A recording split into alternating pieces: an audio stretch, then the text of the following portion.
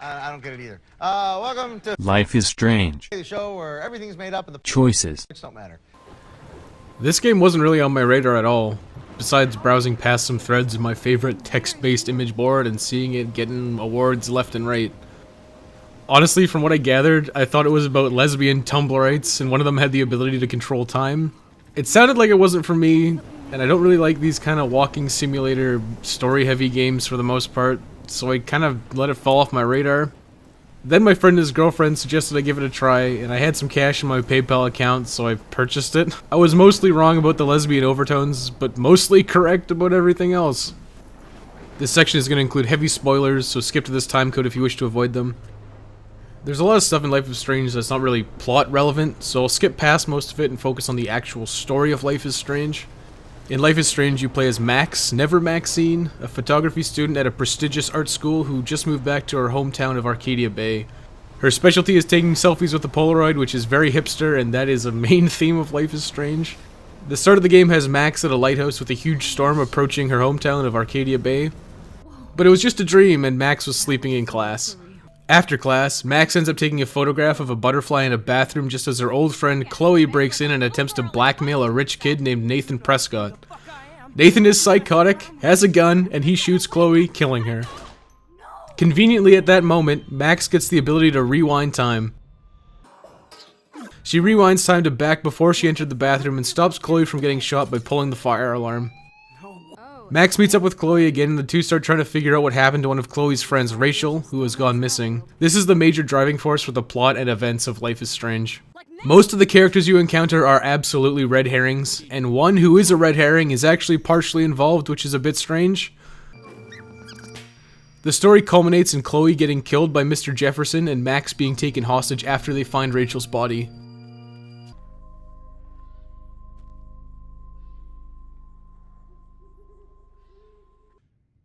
Mr. Jefferson reveals his passion is taking photographs of vulnerable women. He states he wants to capture the moment that they lose their innocence.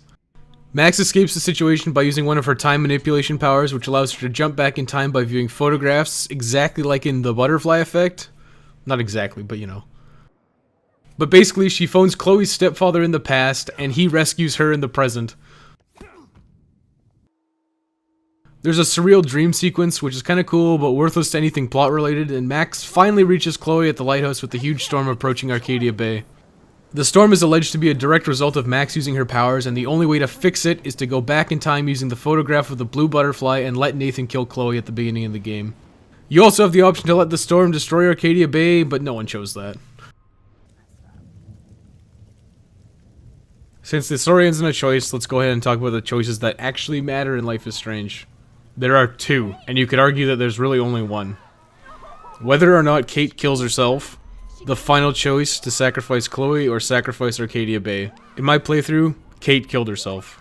She wasn't really talked about outside of a handful of conversations and a letter Max receives from her father after she died. This is pure speculation, since I don't know and I'm not going to look it up, but I imagine that if Kate lives, she's also completely absent from the story and the events play out exactly the same. This is kind of the nature of these branching story sections and episodic content. It's pretty well documented that developers like Telltale, who make you pick between who lives and who dies, they just wipe the slate clean and kill the opposite character at the start of the next episode. It'd be too much work to actually make all the choices matter, so the developers make them largely irrelevant. It's a shame because Kate's death sets a very interesting precedent where Max's powers can't fix everything. Then you proceed to never have that issue again, ever, in the game. There are a lot of choices and options in Life is Strange, but regardless of choices, the story moves forward. Again, it's a fundamental problem with these kind of games. It doesn't matter if you mess up and Chloe kills Frank and his dog, you'll just end up getting to the end of the game regardless. It doesn't matter if you euthanize Chloe in the alternate timeline since it gets completely reset anyways. But you bet your bottom dollar that I did it.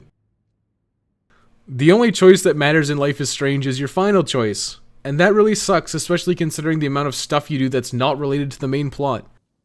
Other games have gotten incredibly heavy criticism for your choices throughout the playthrough not mattering, so when a very story-heavy game does it, it's completely unacceptable. I thought the most interesting parts of Life is Strange was investigating Rachel's disappearance, but the game focuses on so many more other aspects that are boring. The game gets watered down with all these irrelevant plot elements like the alternate timeline and hanging out with Chloe and dealing with all of her problems.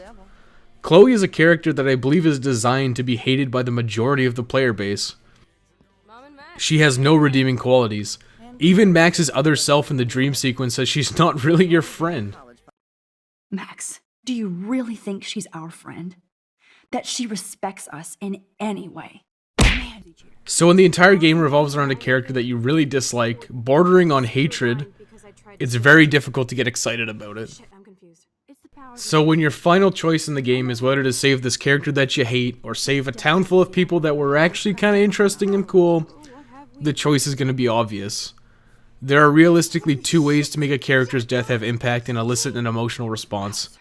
The first is that you like and relate to the character, and you're upset by the character's death since they'll no longer be a part of the story. The second is that you just don't like the character, and you're happy that they got what was coming to them. And that fits Chloe to a T. Chloe does absolutely nothing to win you over. She even tells you how much of a bitch she's been throughout the entirety of the game at the end. It's also pretty obvious that the world doesn't want Chloe to live based on how many times you have to save her. I would akin it to something like Final Destination. Chloe avoided her intended death, so death is actively trying to correct it by killing her. Except it's not in creative and especially gruesome and often hilarious ways. It's more traditional, like getting hit by a train or getting shot. Since Chloe is unlikable, it's really not a choice that had any emotional impact for me. It was a logical choice.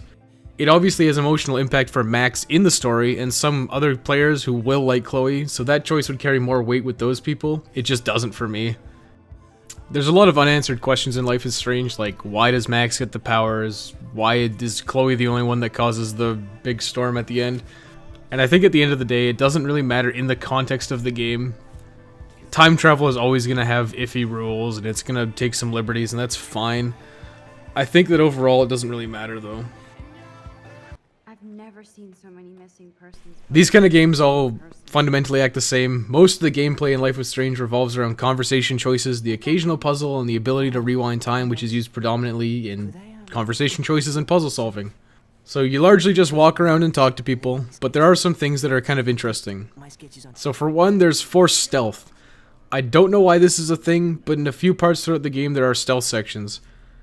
They serve absolutely no purpose, and are often just tedious and boring. The final one, during Max's nightmare sequence, isn't even hard.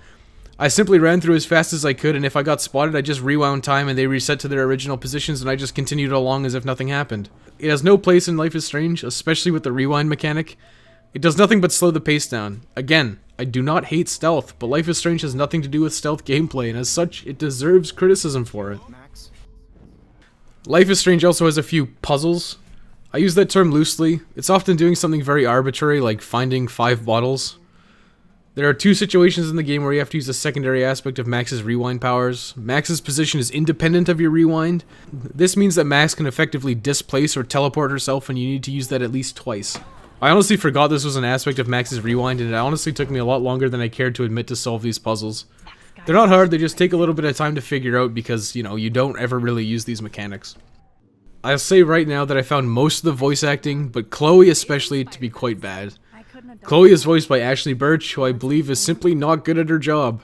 It doesn't help that she and many others voice multiple other characters in the game. I really hate when games do this because it feels lazy. You can often pick up the speech patterns and recognize particular actors doing characters, and it makes the characters feel the same and it breaks your immersion.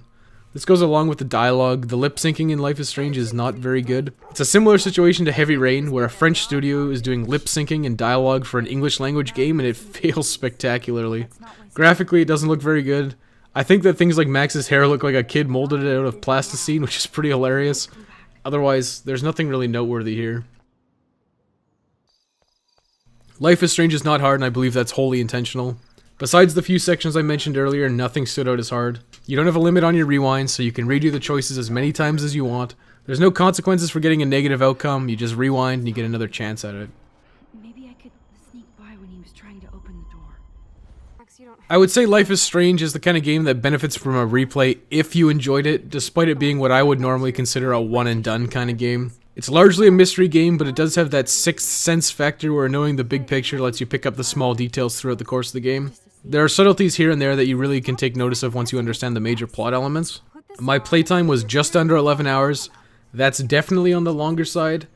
It's a shame that the game is episodic because I think that the runtime is bloated because the developers decided to put value into each episode by making them longer than they had to be. On average, each chapter is about 2 hours. Some are more interesting and exciting than others. The introduction is alright, but it has some fairly low stakes and payouts. Then it feels like nothing kind of really happens until chapter 4 and 5, nothing really relevant to the plot anyway.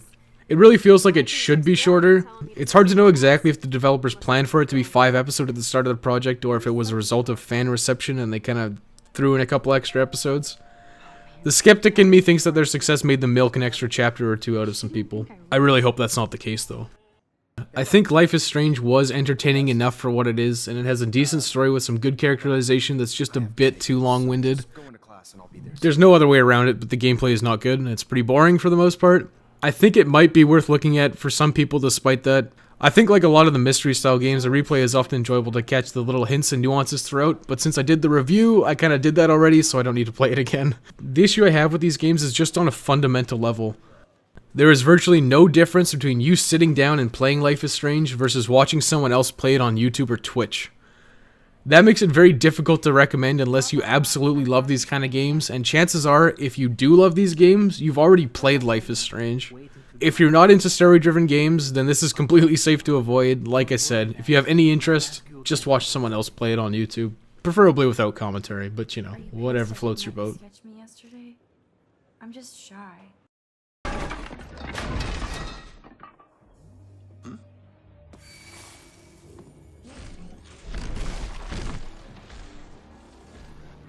Not in a million years. Yeah, it was great, bro. Who's the man?